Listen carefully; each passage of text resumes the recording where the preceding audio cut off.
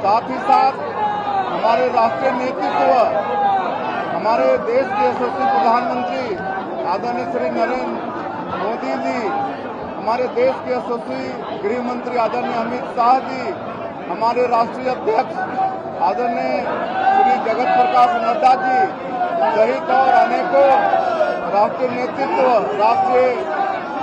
हमारे केंद्र सरकार के मंत्री छत्तीसगढ़ में चुनाव प्रचार के लिए आए और यहाँ पर छत्तीसगढ़ में पूरे चुनाव प्रचार का कमान आदरणीय ओम प्रकाश माथुर जी संभाले हुए थे और उनका रिकॉर्ड है तो जहाँ पर भी जाते हैं चुनाव जिताते हैं और उनके मार्गदर्शन में हमारा पूरा प्रदेश नेतृत्व, पूरा प्रदेश के हमारे लाखों कार्यकर्ता चुनाव प्रचार में जुटे और भारतीय जनता पार्टी को अभूतपूर्व सफलता दिलाए। इसके लिए आदरणीय ओम प्रकाश माथुर जी, सह प्रभारी हमारे मनसुख भाई मांडविया जी, नितिन नवीन जी और हमारे जो प्रदेश के नेतृत्व हैं उन सबको भी मैं बधाई और धन्यवाद देना चाहूँगा, जिनके अथक प्रयास से भारतीय जनता पार्टी की इतनी बड़ी सफलता मिली और आज हम लोग सरकार बनाने में सफल हुए हैं। एक मुख्यमंत्री के नाते हमारी प्राथमिकता होगी कि आज छत्तीसगढ़ में जिस तरह से 5 साल तक कांग्रेस पार्टी की सरकार चल रही थी, जिससे हर वर्ग तरस था और आज इस सरकार से छुटकारा मिला है और हमारी प्राथमिकता रहेगी कि हम लोगों ने जो चुनावी घोषणा पत्र जारी किया है, मोदी की गारंटी, उसमें जो भी वादे छत्तीसगढ़ की जनता से किए हैं उसको प्राथमिकता से पूरा करना ये हमारा काम होगा। पिछले 5 वर्षों में पूरे प्रदेश में 18 लाख लोग पक्का के मकान प्रधानमंत्री आवास से वंचित हुए हैं।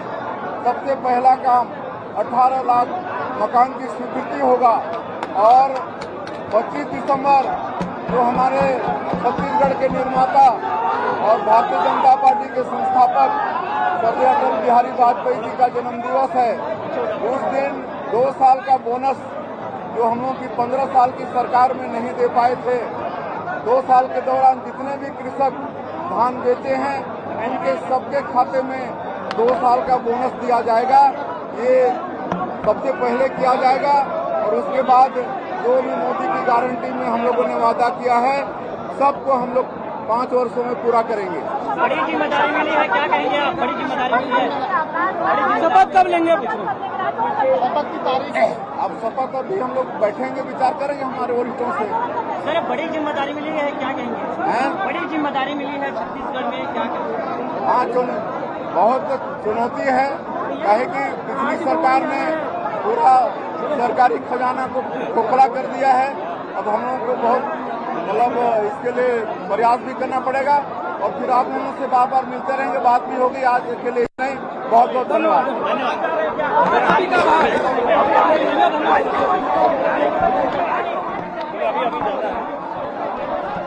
तो विष्णुदेव साय को आपने सुना, जिन्होंने पार्टी नेतृत्व का शुक्रिया अदा किया और इसके अलावा ये कहा कि पिछली सरकार ने सरकारी खजाने को खाली कर दिया और अब वो मेहनत करके छत्तीसगढ़ को आगे अगले नए मुकाम पर लेकर जाएंगे। इसके अलावा ये कहा कि प्रधानमंत्री की गारंटियों को पूरा करेंगे। साथ ही साथ ये भी कहा कि सामान्य कार्यकर्ता को मौका देने के लिए, यानी कि अपने आप को एक सामान्य कार्यकर्ता के तौर पर उन्होंने बताया है और ये कहा है कि पार्टी नेतृत्व का, प्रधानमंत्री मोदी का, वो इसके लिए शुक्रिया अदा करते हैं। तो विष्णुदेव साय का ये पहला रिएक्शन जब उनका नाम मुख्यमंत्री के तौर पर विधायक दल की बैठक में चुना गया। इसके अलावा उनके नाम पर जब मोहर लगी है तो पार्टी के कार्यालय में जश्न का माहौल इस वक्त दिखाई दिया। उनका स्वागत किया गया, फूल मालाएं उनको पहनाई गई। इसके अलावा अब जो सस्पेंस है वो राजस्थान और मध्य प्रदेश को लेकर है, क्योंकि छत्तीसगढ़ को लेकर जो सस्पेंस था वो आज आखिरकार खत्म हुआ है। विधायक दल की बैठक हुई, ऑब्जर्वर्स वहां पर पहुंचे, उनकी मौजूदगी में विधायक दल का नेता विष्णुदेव साय को चुन लिया गया है। 2 डिप्टी सीएम भी होंगे, ये भी जानकारी रमन सिंह की तरफ से दी गई है कि 2 डिप्टी सीएम बनाए जाएंगे। हालांकि वो कौन होंगे, किस तरीके के कास्ट फैक्टर को बैलेंस करते हुए वो 2 डिप्टी सीएम बनाए जाएंगे, ये भी देखना होगा, क्योंकि विष्णुदेव साय वहां का, छत्तीसगढ़ का एक बड़ा आदिवासी चेहरा है, आदिवासी मुख्यमंत्री है और 2 डिप्टी सीएम कौन होंगे ये भी अब जल्द ही पता चल जाएगा।